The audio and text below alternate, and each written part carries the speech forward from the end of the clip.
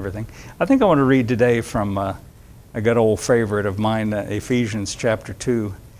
This is one of my kind of go-to texts, sort of foundational. I consider Ephesians Chapter 2, verses 8, 9, and 10 to be kind of foundational. That is to say, they are fundamental to what we believe and what we understand. They explain things to us so that we can understand other parts of the Bible that are more difficult to read. When the Reformation happened, back 500 or 600 years ago, a Roman Catholic monk named Martin Luther began to read the text of the Bible, and he found things that he felt were in contradiction to what the practices of the church were at that time. And he never intended to start a reformation. He never intended to start a breakaway church. He just wanted to reform some of the practices within his own church. But as things turned out, it didn't turn out that way. And I think Luther was a kind of reluctant reformer. He was actually very conservative himself in his personal views of things. And but one of the criticisms of Luther, who first thing he did was begin to translate the scriptures into the everyday language where he lived, it was German. And one of the criticisms was, if you give the Bible to all the ordinary people and just everybody everywhere, if everybody reads the Bible for themselves, the criticism was, well, there's some things in the Bible that are hard to understand. And so the answer of Luther and other of the reformers was, yes, there are things in the Bible that are hard to understand. But on the other hand, there are some things that are easy to understand. And what his advice is that we should focus on the things that are easy to understand and interpret the things that are difficult to understand in the light of those things that are easy to understand. And so I consider the Ephesians chapter 2, verse 8, 9, and 10 to be one of those passages that is easy to understand and clarifies for us the rest of what we read in the Bible. Another way to say it is, the Bible is a big, thick book and lots of things in there. And just to give a person a Bible and say, well, read this and you'll have everything you need to know, that'd be like taking a little child and putting him at the foot of Mount Everest and say, well, just climb up to the top of here, then you'll find out everything you need to know. It's a pretty daunting task.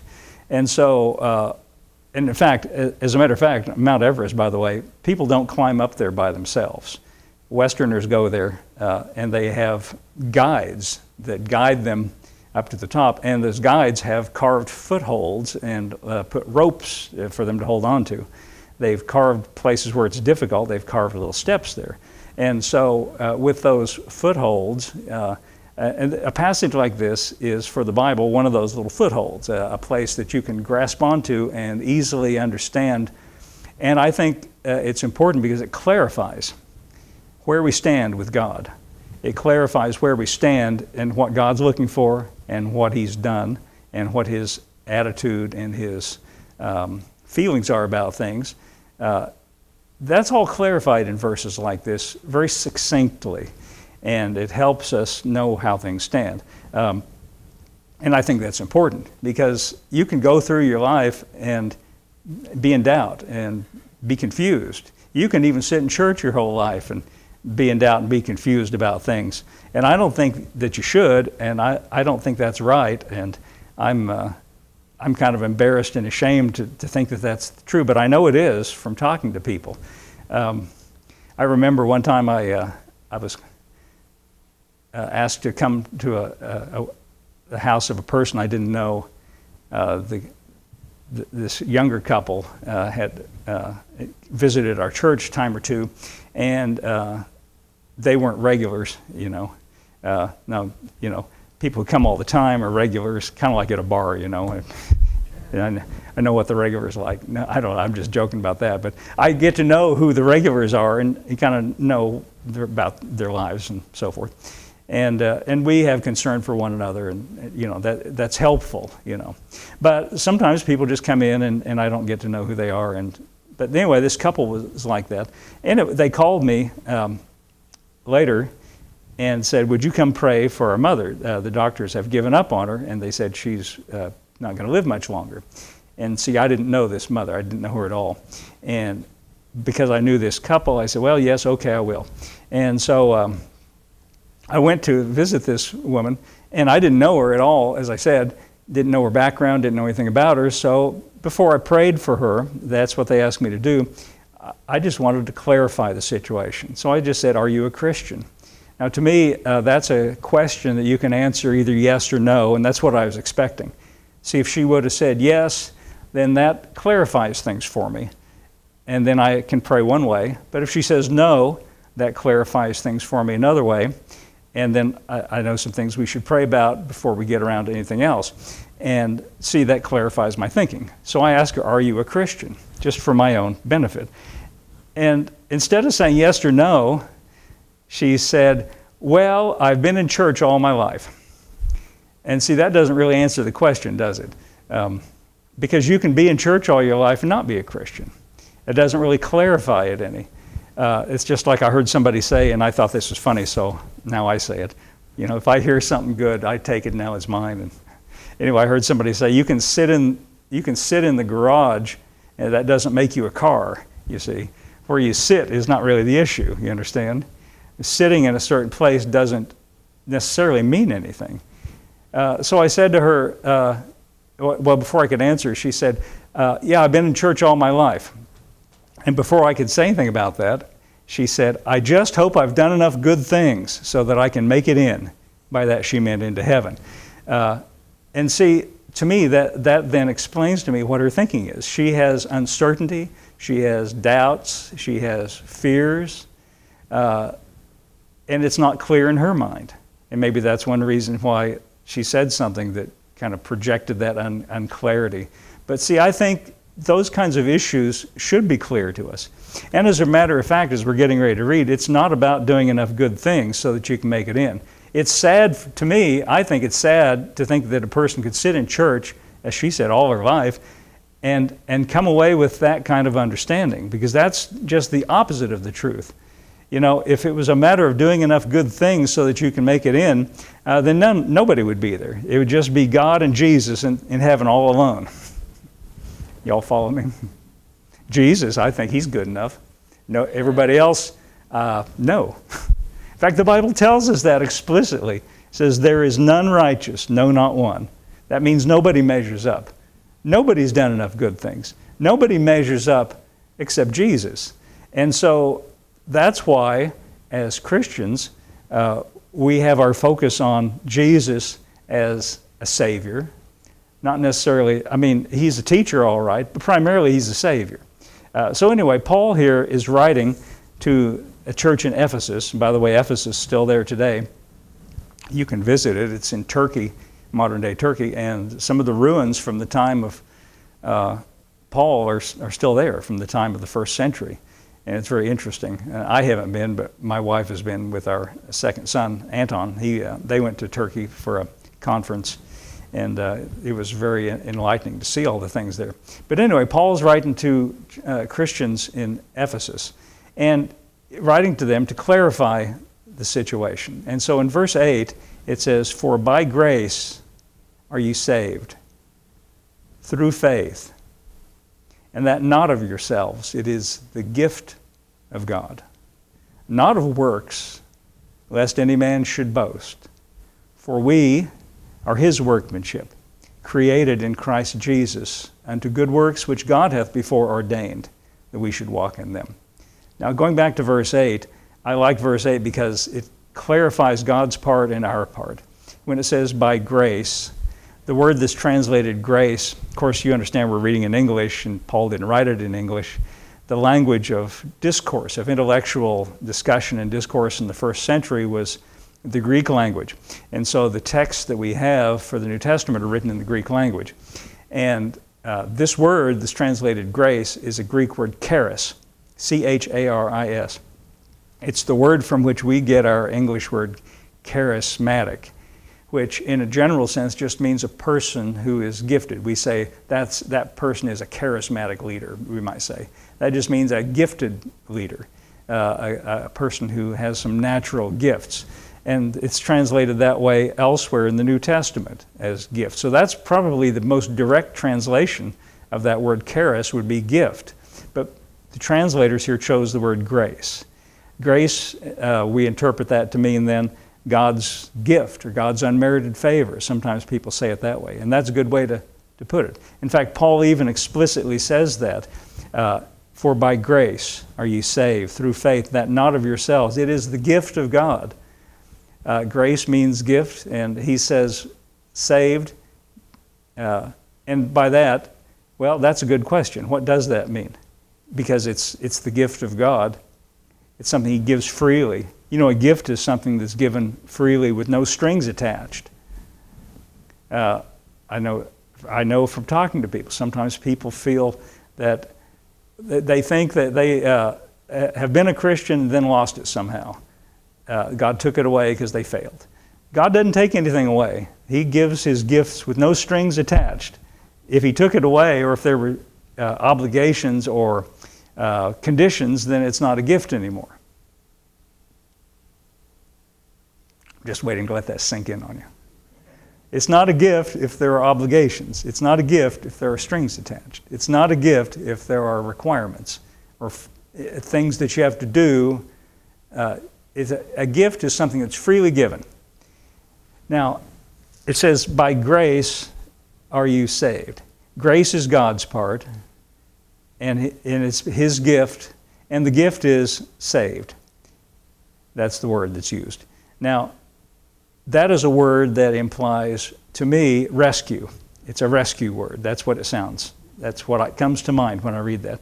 And it raises some questions. You might say then, of course, we're used to hearing this. If you've been in church at all, we hear that kind of talk. We hear these words, and they just kind of go in one ear and out the other. But if you just approach it, as though you'd never seen it before, you might ask yourself the question, saved from what? In fact, a lady asked me that one time, right here in this very building, right here in this very church.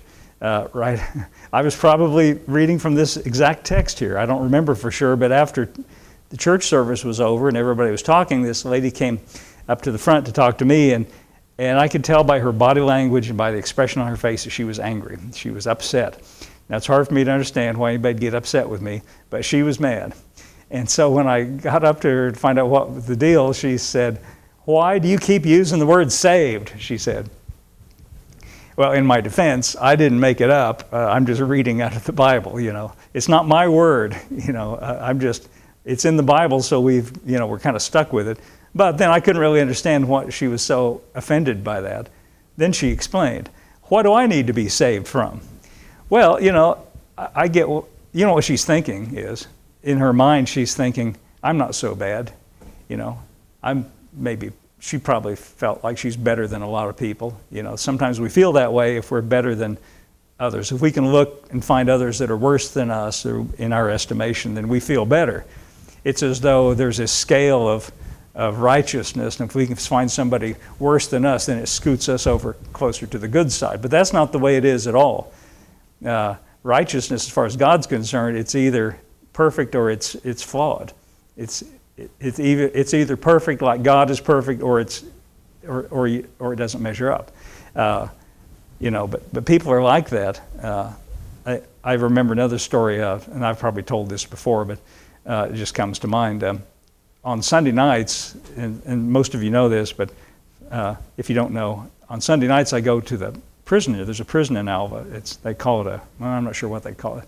Bill Johnson Correctional Center. It's mostly a drug offenders is what's there, young people, for the most part. There are some older ones, but anyway, I've been going out there for years, I started doing Bible studies there, and then later we just had a full-fledged church service where I do there just exactly what I'm doing here. Talk about exactly the same things, and we sing exactly the same songs, except we just don't have the pretty curtains.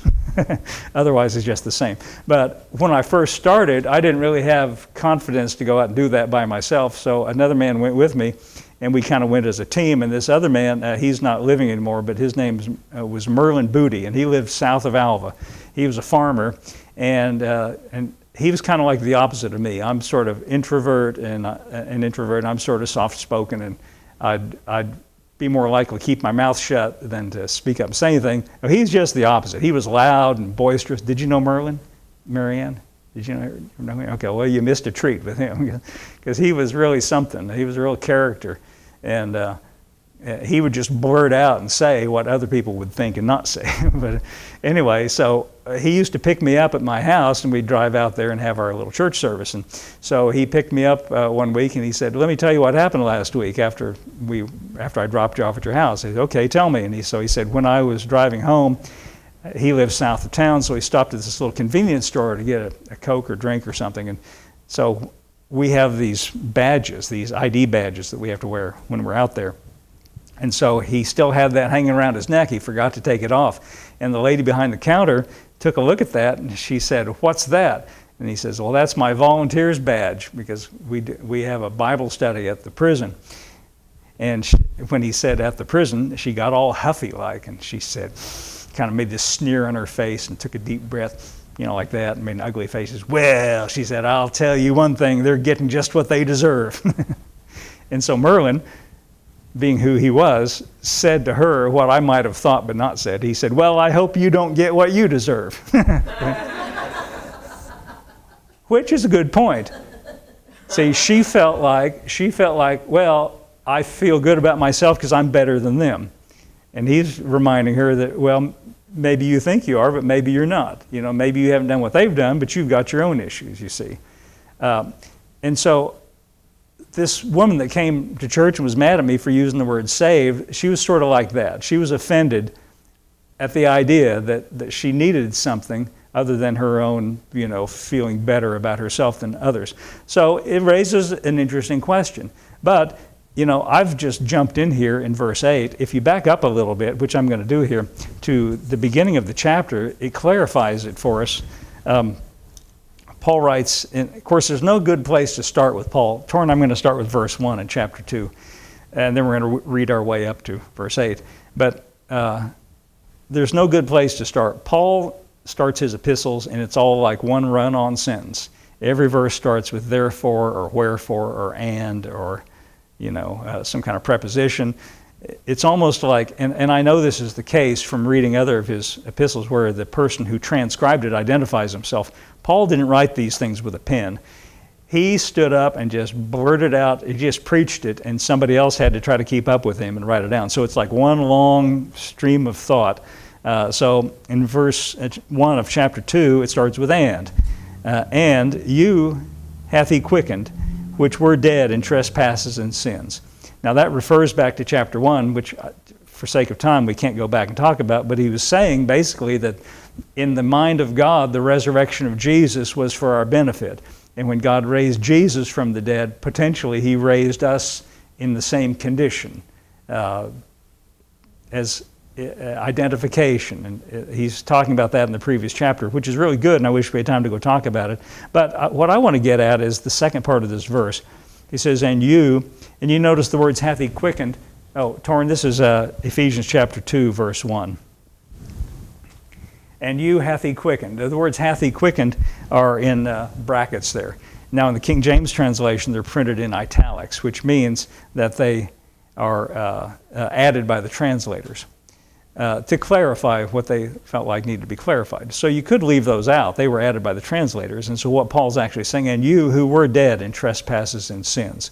So he's reminding these Christians that they were at one time, well, he uses the expression dead in trespasses and sins. Now he's not writing to the cemetery, he's writing to live people, but he uses this metaphoric expression. And so let's try to understand what he means by that. The next verse he explains, verse 2, he says, wherein in times past you walked according to the course of this world. Now you don't have to be in church very long to understand that that's not a good thing. That's a bad thing. He says, remember, he's talking about what it means to be dead. I guess he means dead to God. Where in times past you walked according to the course of this world. A bad thing. According to the prince of the power of the air. That's also very bad. The prince of the power of the air is Satan, or the devil, who in the lives of those who are not Christians has a certain amount of influence, a bad thing. According to the course of this world, according to the prince of the power of the air, the spirit which now worketh in the children of disobedience. This all sounds very bad, doesn't it? Disobedience, a bad thing. You know, a person who's disobedient, that implies the need for retribution or for punishment. And so he says, remember, in times past, this is the situation that you were in, just like everybody else in the world. Walked according to the course of the world, according to the prince of the power of the air, the spirit that now works in the children of disobedience. Verse 3, he's not even done yet. It's already pretty bad. He's trying to make this as bad as possible, if you haven't got that yet. Verse 3 says, among whom also we all had our conversation. This is an old English expression, conversation. We think that means talking with one another. In the King James world 400 years ago, conversation was a word that meant your manner of life, especially as it relates to others. The way you live, in other words, in relation to other people. Among whom also we had, I could say, manner of life. In times past, listen, in the lusts of our flesh. Again, you don't have to be in church long to understand that that is a bad thing. Fulfilling the desires of the flesh and of the mind. This is getting worse and worse, isn't it? And were by nature the children of wrath, even as others. Like another translation says, like the rest of mankind. When it says children of wrath, it means by very nature deserving of God's punishment. The word wrath in the King James Bible always means God's just punishment. It just means that the picture he has painted here is, he says, remember, at one time you were just like everybody else, deserving of God's punishment, deserving of God's anger, disobedient, walking, look at all these things, lust of the flesh, desires of the flesh, of the mind, by nature, children of wrath. You know, at one time, before I was a Christian, I had this idea in my mind that what it meant to be a Christian was, and this is just sort of like by osmosis, this is the image I had from my contact with church. I had the impression, I got the idea that what it meant to be a Christian meant there's this list of things you're not supposed to do, bad things. And these are things you're not supposed to do. And so to be a Christian means you don't do the things on this list of things you're not supposed to do. And then when I was in church, they're always talking about those things on that list of things you're not supposed to do. And just to be honest with you, the more they talked about it, the more interesting they sounded. Because they talked about it constantly. Things you're not supposed to do. And it created even some interest in my young mind in those things that they constantly were talking about. You must not do these things. And on the other hand, then there's this other list of things you're supposed to do. And on that list were things I had no interest in, like praying and reading the Bible and things of that nature. And so in my mind, to be a Christian meant there's two lists, and you have to use a list of not do and a list of you're supposed to do. And I knew I couldn't live up to that. See, I was just honest enough, so I just dismissed the whole thing. And it was not until I was 21 years old that I, for the first time, heard actually the gospel. And see, the gospel is not a message about things you're supposed to do and things you're not supposed to do. Did you notice that in that, if I can call that a theology, or in that, that way of expressing things, there's no Jesus in that picture about the list. Did you notice that? There's no Jesus in that picture. There's no room for Jesus in that picture. It's just two lists. You do this, or you don't do this, and you do this instead. It's you, all about you and what you do. Christianity is not about you and what you do, as we just read earlier, and Paul said, not of yourselves. It's not about you, it's about Jesus. One person I heard expressed it this way that I liked, said, the Old Testament law was all about you and what you did for God, but the New Testament is all about God and what He does for you. It's about His work, not your work. And so Paul here has described kind of the list of the bad things. He's described all these bad things, and he ended up with, at the end of verse 3, he said, and we're by nature the children of wrath. That means by nature deserving nothing but God's punishment.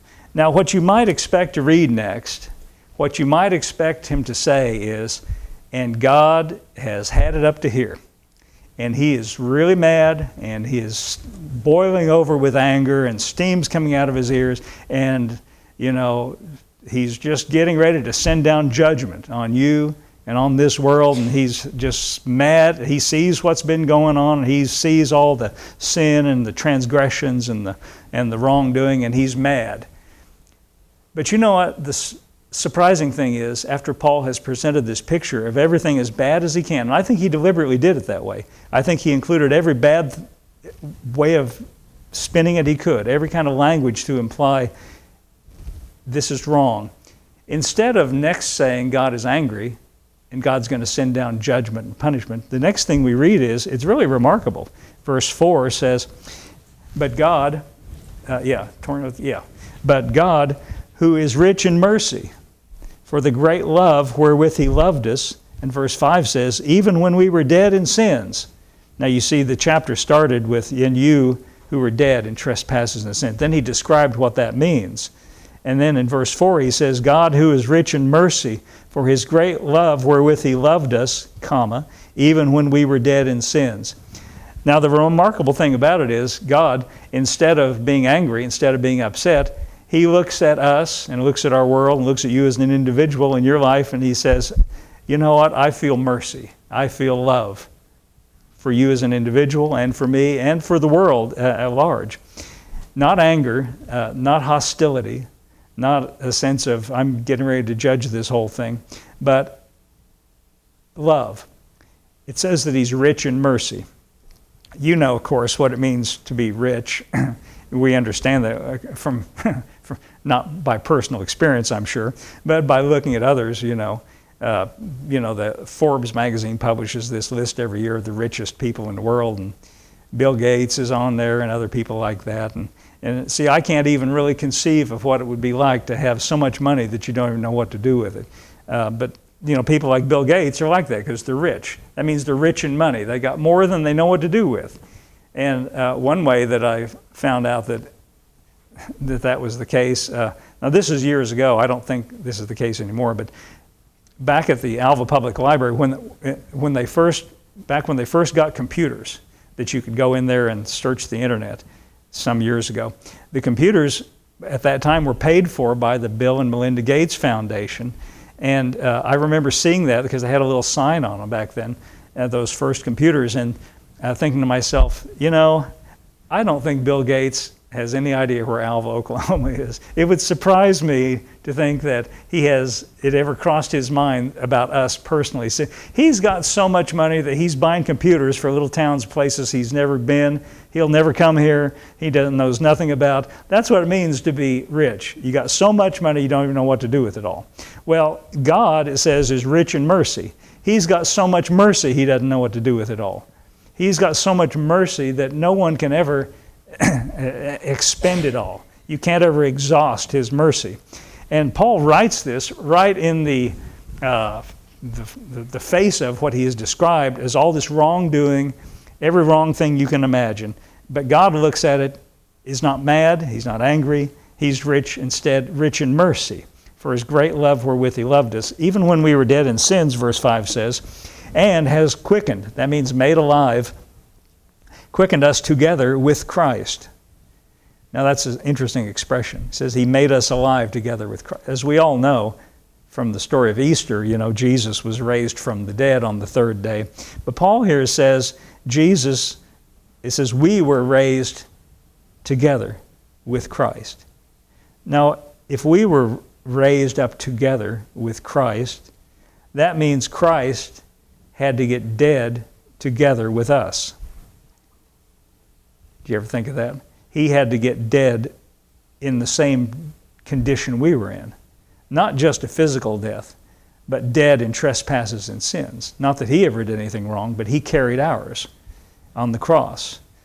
That's the whole reason that we talk about the cross. That's the whole reason that it's important. Paul talks about it constantly. He got into the same condition we were in so that he could lift us out of that condition And that's why it says, by grace you're saved. Now we understand what the word saved means. It means rescued from a condition that we could have done nothing about. Paul describes this condition as dead in trespasses and sins. A person that's dead cannot remedy their own situation. A person that's dead can't fix it. A person that's dead can't do anything about it. But it says that God has made us alive together with Christ by grace, by His gift, by His independent action. You are saved. And now we understand what it means. Rescued. Brought out of that condition of, you might say, jeopardy. I liken it to this way.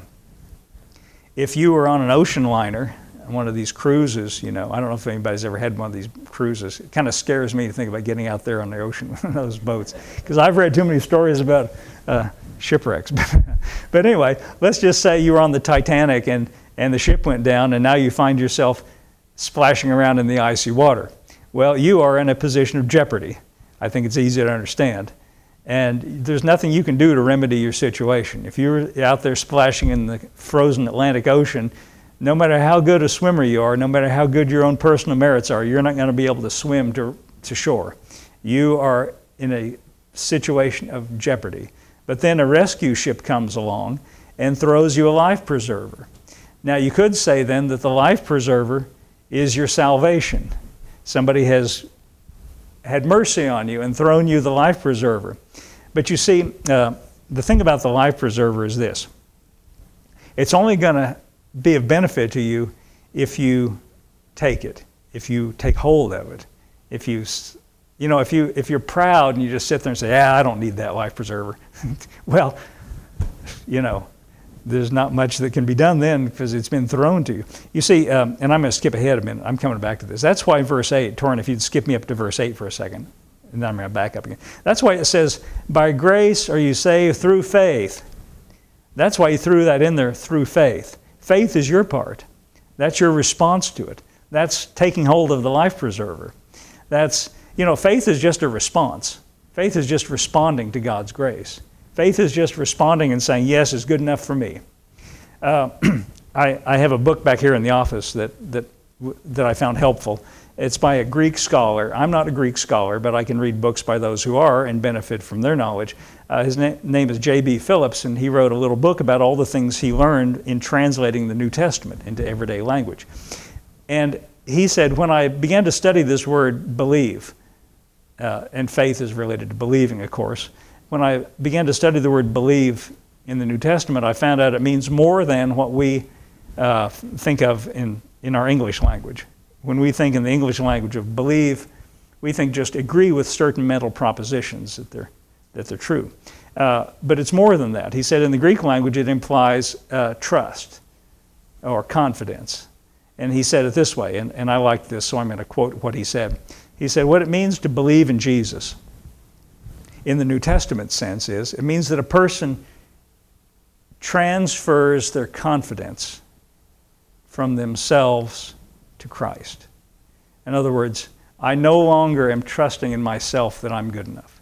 In other words, I'm no longer looking at myself and saying, I hope I've done enough good things so that I can make it in. Instead, I transfer my confidence to Christ. And I say, I know I'm not good enough, but I'm trusting in Him as the rescuer, as the Savior.